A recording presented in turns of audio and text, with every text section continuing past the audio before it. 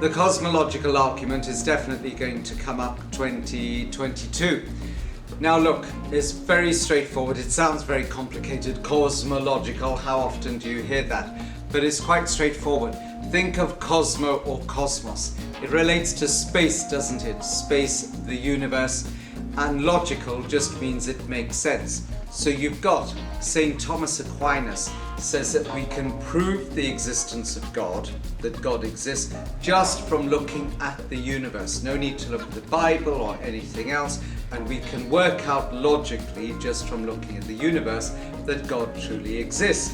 So he says, look, everything is moving. At home, do this. I know some of you have already done it because I've asked you in school. You'll notice your chest is moving. So even when you are sleeping and you're very, very still, your chest is moving. So he says everything in the universe is moving. You look, naturally everything is moving. And so God says there must have been a first mover. Okay, if everything is moving, someone must have started that. Then everything is caused. He says everything in the world is caused. I'm caused, you're caused, everything has been caused. The trees outside have been caused by the sun, the rain, the earth, the seed. Everything is caused.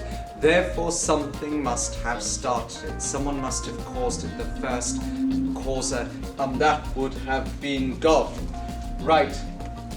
Have a look at this. You've all seen these before. These are dominoes. Think of what you see on YouTube, those wonderful domino videos where they all knock each other.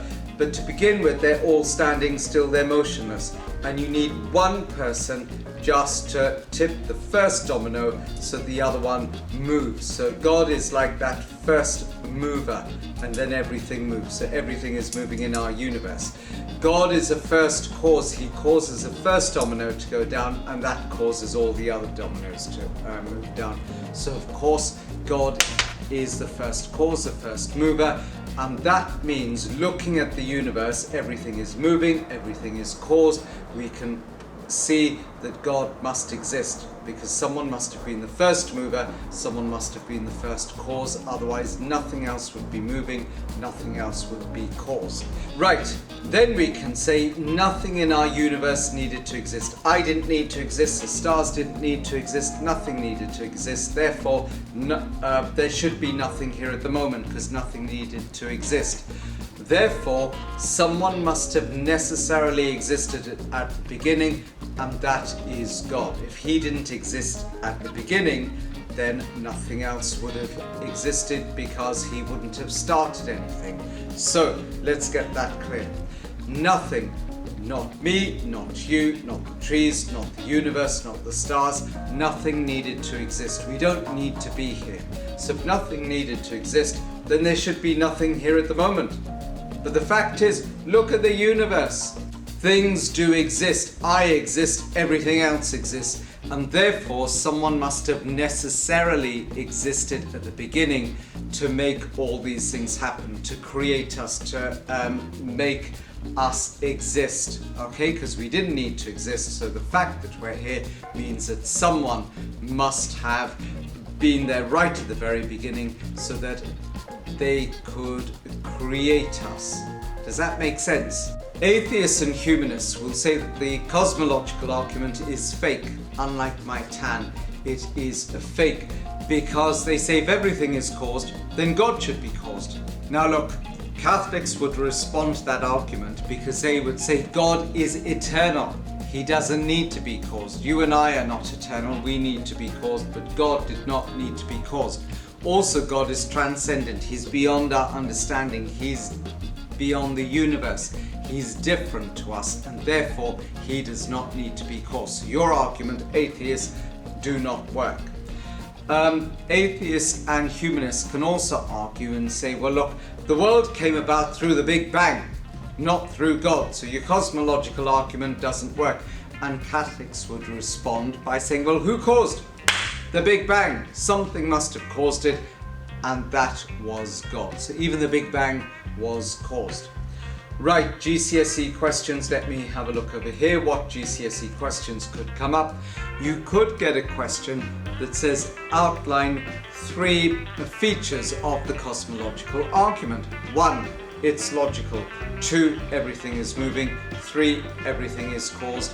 You could also say, if you wanted to, nothing needed to exist. Now, a 5-mark question would say, explain 2 reasons why Catholics believe the cosmological argument proves the existence of God. In your answer, you must refer to a source of wisdom and authority. Catholics believe the cosmological argument proves the existence of God because everything is moving, so someone must have been the first mover. Secondly, everything is caused, therefore someone must have been the first causer. Source of wisdom and authority, easy. Go to Genesis, nearly everything is in that chapter. Okay, God caused the earth. God created the earth, so he caused it. There you go. Easy peasy, lemon squeezy. A question that might throw some people, but it won't throw you, says, explain 2 ways Catholics respond to arguments against the cosmological argument. Who's making arguments against it? It would be people who don't believe in God. So, you could say one argument that atheists and humanists would have is that if everything is caused, then God must be caused. And therefore the cosmological argument doesn't work. Catholics respond, because the question says how do Catholics respond, by saying God is eternal, he doesn't need to be caused. The second argument that people who don't believe in God might use against the cosmological argument is that the Big Bang caused the universe and everything in it. And Catholics would respond to that by saying, well, who caused the Big Bang? It was God. Okay, something must have caused it, and that is God. That's it for today.